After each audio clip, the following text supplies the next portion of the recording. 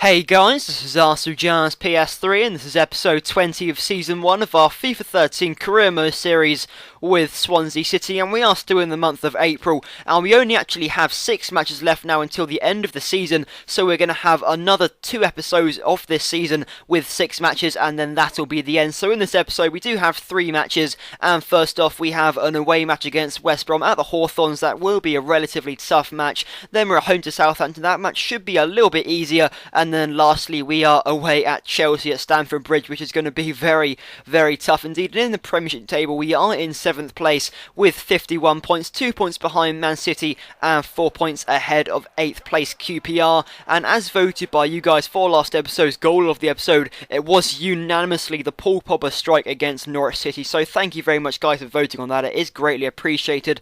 And quickly we're just going to have a quick flick through the squad report just to show you guys a quick little update of what sort of players have improved. There's not really too much. Nathan Dyer there's gone up to an 80 overall, which is actually really impressive in terms of progress, but apart from that, nothing really too spectacular. A lot of players on a pretty good run of form, otherwise average, and some of them are actually on an excellent run of form, but apart from that, nothing really too special. And in a second we're going to have a look at potential job openings. So first off guys, I'm going to be talking about these sort of potential job openings in a little bit, but first off guys, I just want to tell you that, to be honest, I'm incredibly sick of the Premier League. I've played there since the start of FIFA 12, that's like 6 seasons now, and I just want to move to a different country if I'm going to be brutally honest. And you have teams like this, just to go through them, you've got teams like Lazio with players like Haranes and Klose, then you got Napoli with players like Hamsik, Roberto Maggio, Edison Cavani, Inler, and of course AS Roma with Eric Lamela, De Rossi, Sketlenberg and Francesco Totti, among other players really. And to be brutally honest guys, I don't want to play in the Premier League any longer. Obviously I'm going to have to hold out for whatever offers are going to come at me throughout the season. As you guys have told me numerous times, you do not get offers at the end of the season, unlike the last FIFA, so that's a little bit disappointing. And guys, that was a shocking miss there by Peter Odom, winning really awful stuff. But just to reiterate, I don't want to stay in the Premier League any longer. If I do get any offers, I hope you guys agree with me. I don't know whether it's dropping in an interest, as I've stayed in the Premier League for such a long time. Maybe you guys still enjoy the Premier League. I mean, that's totally up to you guys, but I've played in the Premier League for such a long time now. I just want to move to a different country and experience a different challenge, I guess. It's just going to play against the same teams every time, and I get a bit lucky there with the deflection, but I've just played against the same teams, and, you know, the Premier League hardly changes. The teams that come up from the Championship often just go straight back, and it's just, I'm getting a bit sick now. And I hopefully will get an offer to move on. Obviously I can't actually apply for those other jobs because the time has gone by and I've played 3 matches since that, so that's a bit unfortunate.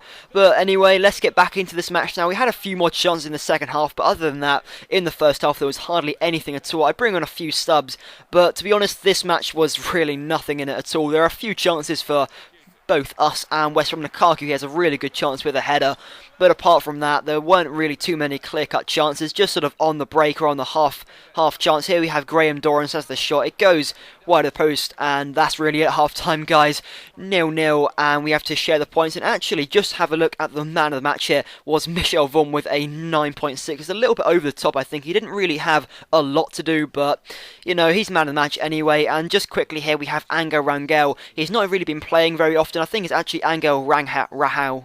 It's not really important. But anyway, he's not really part of our future. This is almost the end of the season, so I don't know whether I'm going to be staying at Swansea. Hopefully, I'll be moving to a different country and taking over a new team, but you never know what might happen, and hopefully I just receive an offer. So anyway, now on to our second match of the episode now, against Southampton at home, and this match was a lot clearer in terms of chances, and he was probably much more likely to get the 3 points. We had a good start there from Nathan Dyer, good shot, and it's a pretty good save by the keeper. Then look at this fantastic ball over the top by Nathan Dyer, and a really good strike by Michu. Hasn't had a lot of opportunities this season, Michu.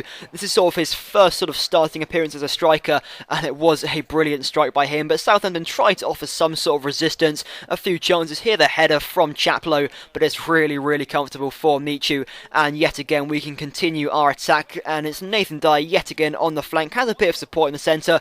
Really should be crossing a lot more better than that. Should be crossing a lot stronger than that. That was a really poor ball, but Michu here gets really lucky actually, gets past the player and then a really good strike, just smashes it past the keeper and makes it 2-0. And after that really slack performance against West Brom, it's a really good start by us and really good clinical play by Michu. He's only had those 2 chances and has taken them brilliantly, and yet again another opportunity literally straight after that, and Sergio Roberto makes it 3-0 against Southampton. And this is just such clinical play by us, and at half-time 3-0, just hardly any chances to Southampton whatsoever, and it just seems that whenever we've had a chance, we've taken it, to be honest. We've been really clinical in that first half, and Southampton started off a little bit brighter in the second half. Schneiderlin there with the header, but it is straight out Vorm, and really comfortable for him, and to be honest, it's been really comfortable for him just this whole match, to be honest. And really not much else happening for Southampton. Mariano here, so simple, just runs right through the defence. He gets tackled eventually, lays it off to Michu, and then it's a really simple finish, and it gets 4-0 and the hat-trick for Michu. It's just so simple. Southampton defending just terribly, and they had one last chance just in the 90th minute here. Taylor doing very poorly in defence there, gives it away to Sean Davis. He has the chance, and it's a good save by Vorm there.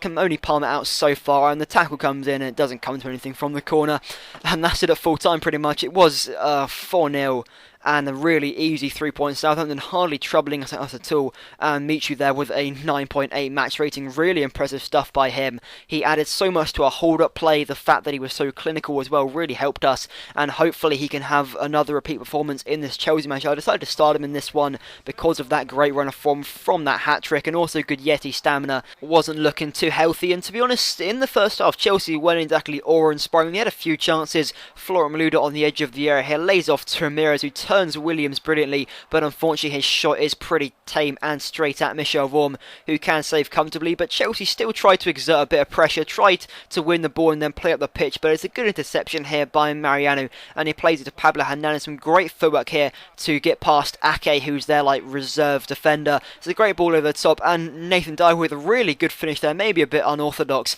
but it is a fantastic finish by Nathan Dyer, and we're ahead at Stamford Bridge. And after that, Chelsea seemed a little bit on edge, really. Didn't really seem themselves. Michu has some great hold-up play, and the shot is a good save by Petr Cech, but still we kept up the pressure, kept up the ball. Pablo Hernandez loses it, but it's still straight into the path of Nathan Dyer. There's a little bit of space there, has the shot, and yet again, it's a really good save by Petr Cech, and Chelsea were completely out of sorts in that first half. After that initial chance, Fernando Torres does manage to win the corner. That's pretty much his only contribution of the first half, and Aurelio Ramu, whose name I can never pronounce, it's a good header, but it is straight at Vorm, and that was it at half-time. 1-0 to us, and still Chelsea weren't exactly impressive in the second half here. Michu manages to play it to Christian Taylor, and he has a lot of running to do. Does well though, gets past a few players, has the shot from quite far. It's a really good shot though, and Petr Cech is forced into the save, and Chelsea at last managed to conjure up an actual decent attack. Joan Mata here, good strike. Vorm can only parry out so far as Florent Malouda comes right back out low to Joan Mata, and he lays it to Florent Malouda, who plays in Pires, but not the Pires, Robert Pires from Arsenal, but J. Pires, spelt differently, I don't know, but he puts it in the back of the net anyway. 2 equalised for Chelsea, and after that there's not really too much I can say really. Chelsea had a few more chances here.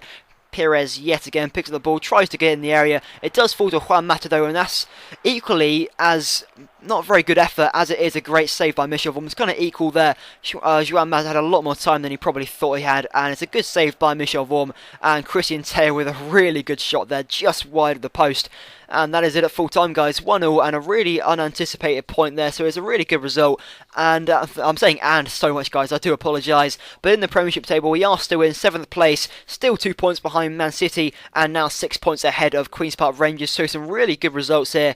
And of course, in the bottom 3 is Norwich City, Reading and West Ham. So now it's time to vote for this episode's goal of the episode. And so first off, we have the Michu goal against Southampton. Was a perfectly weighted ball over the top by Nathan Dyer, then a really emphatic finish by Michu. And secondly, here we have the Pablo Hernandez assist to Nathan Dyer. Was a really good ball over the top, and the finish maybe a bit unorthodox, but a really good one nonetheless. So please leave a comment on which one you think should be this episode's goal of the episode. And also, guys, just on a last point, next episode is going to be the last episode of the season, and then after that we're going to have a goal of the season competition in which all the top goals from these last 20 episodes are going to be included. So hopefully you guys will enjoy that. I'll have a bit of music to that and stuff just to make it a little bit more entertaining. And so yeah, guys, if you enjoyed this video, if you could please leave a thumbs up, that'd be greatly appreciated, and thank you very much for watching.